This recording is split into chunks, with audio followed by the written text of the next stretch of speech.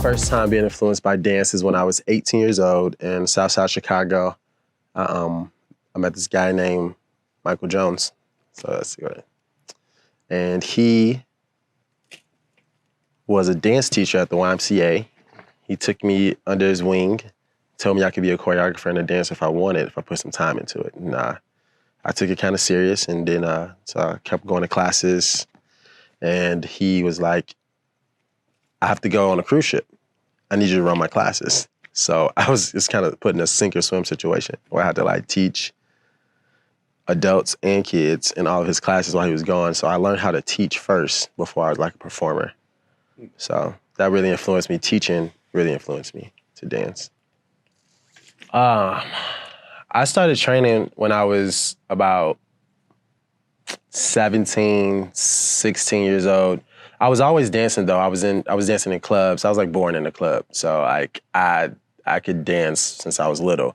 But I always thought, you know, from where I'm from, everybody was like, oh, that's gay, you can't do that, you know, or I would be judged at the basketball court by my homies. And so I didn't take it serious because everybody around me wasn't. And then I had made a choice when I met Michael Jones, and I was like, this is what I want to do. You know, I kind of felt it in my spirit, and I kept going to class. I got better at it.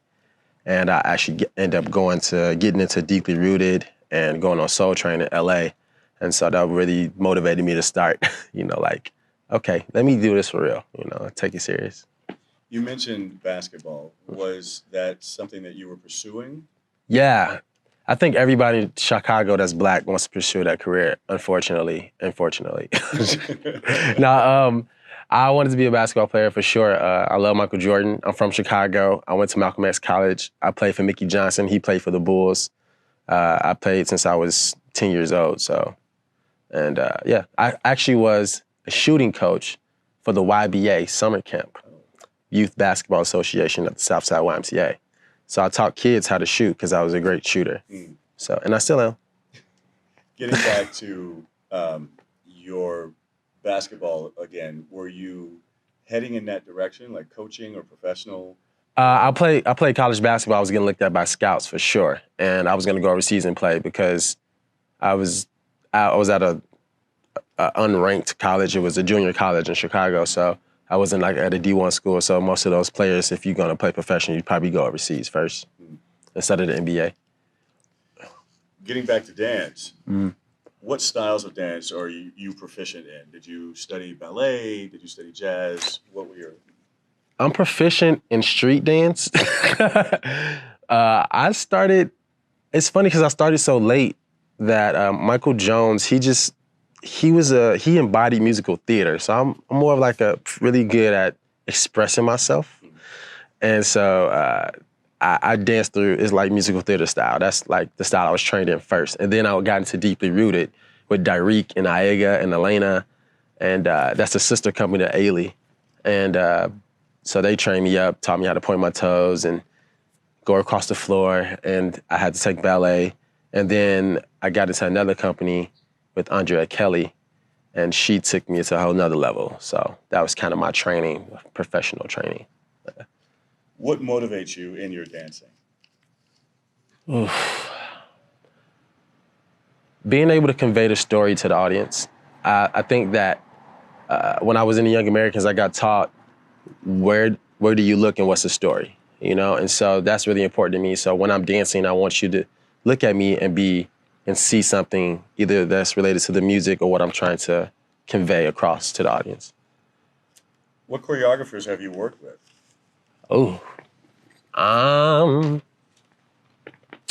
I've worked with Andrea Kelly, Dariq from Deeply Rooted. I've worked with choreographers from the Young Americans, which is a lot. And I've also worked with Michael Jones. He's a really good choreographer. Casper K. I worked with him and many others. What stars have you worked with or hope to work with? I hope to be, the stars that I hope to work with are like on Broadway, like Lin-Manuel Miranda. I need to say that again. Manuel, yeah. Lin-Manuel Miranda, yeah, I hope to work with him. That'd be dope. To be in one of his shows would be amazing. I just love his music. He's great. Have you worked with any stars right now? Oh yeah, Salt and Pepper? I just booked a gig called I Love the 90s in Vegas. So Salt and Pepper is doing a permanent residency here. Salt and Pepper is doing a permanent residency here, and I booked the show, and that was a dope audition, and it's really kind of iconic to dance with somebody who is iconic as they are, because you know they were the first females to do it real big back in the 90s, so it's cool. If I were to ask your friends or coworkers about you, what would they say? That I'm ridiculous. I am ridiculous, and I know it, and I love it, and I love every bit of it. But no, I think that I am one of the most energetic people that I know that's around me all the time. My nickname is Marathon, and I got that because I was in Boys of Poison, and before that, my name was Energy, and before that, it was Digo. So I think my name has progressed because of my energy, and so they would say I have great energy, and you seem very passionate in what you do and what you seem like you love your work. I love it. I love it. Who is someone you idolized growing up? This is kind of a weird question for me. Everybody's answer is like Michael Jackson or what. Mine is like Genuine. There was this one performance I did in high school, and I did a solo, and I danced a pony, and I had planted some girls in the audience. That was my friends, and they had underwear in their hands, and I told them to throw it up on stage, and I danced. I did that performance, but yeah, I got this whole pretty boy thing when I was in high school, and so Genuine and Nelly were kind of like my two people that I kind of wanted to be like for some reason in high school. Besides in the entertainment field, Okay. is there someone else, family member or a basketball coach or someone like that you probably idolized as well? Yes, I idolized Gordon Cox. Gordon Cox was the director of the YMCA on the South Side of Chicago. He kept me out of trouble in Chicago, where there's a lot of violence, a lot of gangs, and a lot of things you can get caught up in that can make your life miserable. And he made my life way better. He encouraged me to teach, to play basketball, to do everything I could, be a personal trainer. I worked at the smoothie bar. I was a lifeguard, and it was because of that man. Gordon Cox is amazing. He has his own hallway. It says Gordon Cox Way because he influenced the YMCA so much while he was there. So does that motivate you to either go back to Chicago or wherever you end up living to help youth in that neighborhood? And yeah, I actually did. For the first 7 years of my career, after I got trained and I went on tour, I came back for like 5 years in Chicago, and me and Michael Jones created a school called Professional Theater and Dance Youth Academy. And it was in the inner city schools. And it was, the school was a charter school from the University of Chicago, Woodlawn Charter School. And we started a program there that was just an after school program. And it grew until now we have our own building. And it's amazing, it's like 10 years later. And I taught, and I was the assistant director with him for 6 years. And I kind of got burnt out and I wanted to perform more. So then I moved to like Florida and started touring and those kind of things, so. We talked about this earlier, and you mentioned Genuine and Nelly and people like that. Are there other specific choreographers that you idolize? Yes, because I love musical theater. I really idolize Wade Robinson. I think he's a very expressive choreographer, but it's the way he moves and the intention behind his movements that motivated me to dance. And he made him one of my a standout choreographer to me. When you moved to Vegas, what was it like? When I moved to Vegas, it was one of the hardest things I've ever done, actually, because I was coming from Florida. I was working at Busch Gardens as a sword dancer, which was amazing, but also awful because my roommate situation was awful, and the people I worked with, it was like, Busch Gardens was like corporate and art, and it didn't flow to me.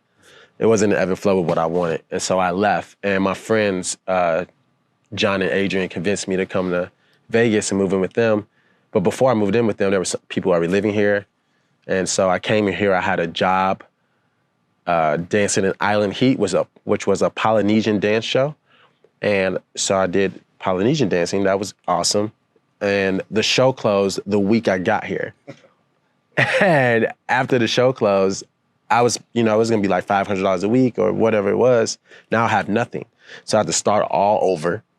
And now I'm in a new state. Nobody knows me. And so I had to audition. So I had to work my way from the bottom up. I think at one time I was a go-go dancer at Piranha, which is like a gay club out here. And it is what it is, you know. You have to do what you have to do to make it happen so you can keep moving forward. So I did that. I even stripped sometimes. And I also, but then after that, things got a little bit better. I was able to move in with John and Adrian.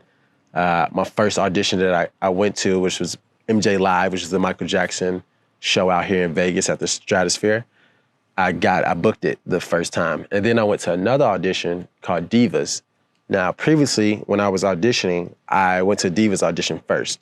Got cut immediately.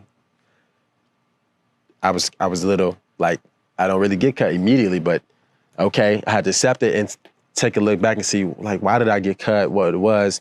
And I think it was because in Vegas, it's all about a look. It's about having a specific thing that looks great on stage that catches your eye. Again, where do you look and what's the story? So I just looked kind of like every other guy that was out here that was of my nationality. So I decided to dye my hair blonde. I went to a Paul Mitchell show and they was like, who wants to try something new? And I was like, this guy. And so they took me and dyed my hair like platinum blonde. I was like, oh my God, this is crazy. Everybody kept calling me Cisco. That was a long running joke. So original. And but then I went back again to the Divas audition and I booked it the next day. They called me and they was like, yeah, we want you to be full time. And I was like, whoa, at the same audition. It was because I changed my look and I took a risk. So now I'm working at MJ and Divas simultaneously. So I'm doing 2 shows a day and I'm working 7 days a week pretty much for the first year that I was in Vegas. So I was putting in a lot of work, but I started low and then I had to work my way from the bottom up. So I started from the bottom, now I'm here. Started from the bottom. You were saying that you were influenced by Michael Jones. Who is Michael Jones? Michael Jones, not the rapper, is a amazing, energetic, enthusiastic, visionary man. He took me under his wing at the YMCA, and he saw something in me that I didn't see in myself. And he believed in me so much that he helped me to progress my dancing and my dance knowledge. I didn't even know what a pirouette or a tendu. I didn't know anything. I was from the street. So, you know, he took time to work with me and I was late in the game. But he saw something in me that I didn't see in myself. He saw what a great teacher I was, what a great personality I was, what a great choreographer I could be, and what a great dancer I am. And he nurtured that to the best of his ability, and I thank him every day. You know, he's like my dance dad. I call him my dance dad, or he's really my father. Like, I call him my father. How do you describe your dance style? My dance style is like if musical theater and street dancing had a baby, and then that baby met somebody like Baryshnikov. I'm gonna say that again. Like if musical theater and street dancing and hip hop had a baby, that would be what my dance style would be. Because I love musical theater, I'm very expressive, but I love technical styles of hip hop, like popping, locking, breaking, and waving, and crump dance, whacking, all that. And so I infuse those things together to create my style. But it's always energetic and very clean because I like to be clean. I'm a clean dancer. I'm a simple, sexy man, so I like things to be sexy, clean, and simple. Right. If you could invite anyone to dinner, dead or alive, who would it be? If I could invite anyone dead or alive to dinner, who would it be? It'd probably be my mom. My mom My mom died 3 years ago. I didn't get a chance to say goodbye to her. I think I was on tour working, and I had somebody who I hired to watch after her. He went to go check on her, and she was dead.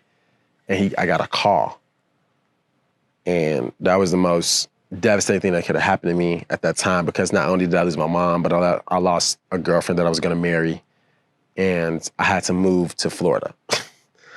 And so I just wish that I could have got a chance I wish I had a chance to talk to her one more time at dinner and have dinner and tell her I love her and tell her how much she means to me and tell her that I'm doing this because you inspired me through your being a strong Black woman in this world. So, yeah. What are 6 words you live by?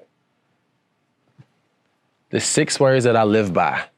That's an interesting question, because I plan on actually writing a book about the 6 words I live by, because it has helped me through my career.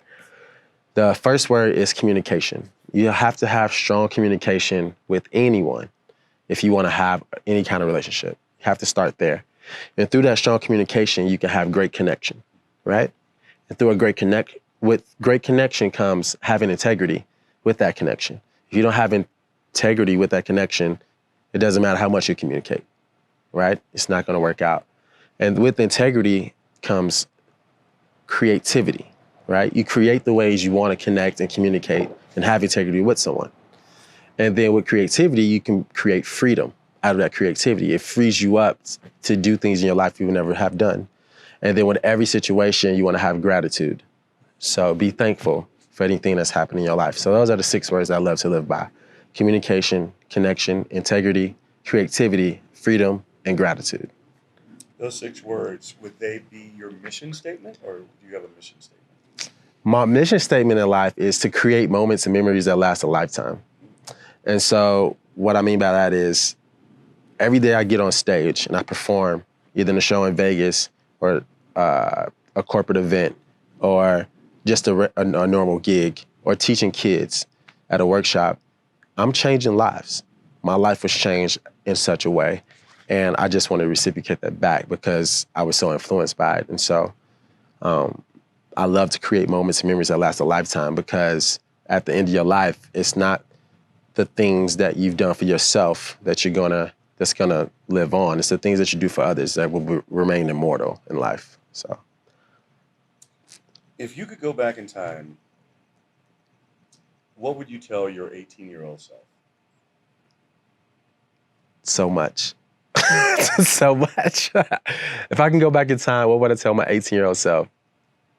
Take more ballet for my dance career, seriously. I wish I was more flexible. I wish I had a lot of more foundational things, but because I started so late, and I just was so afraid to go do it because of everybody around me. But yeah, I wish I would have took more ballet classes for sure.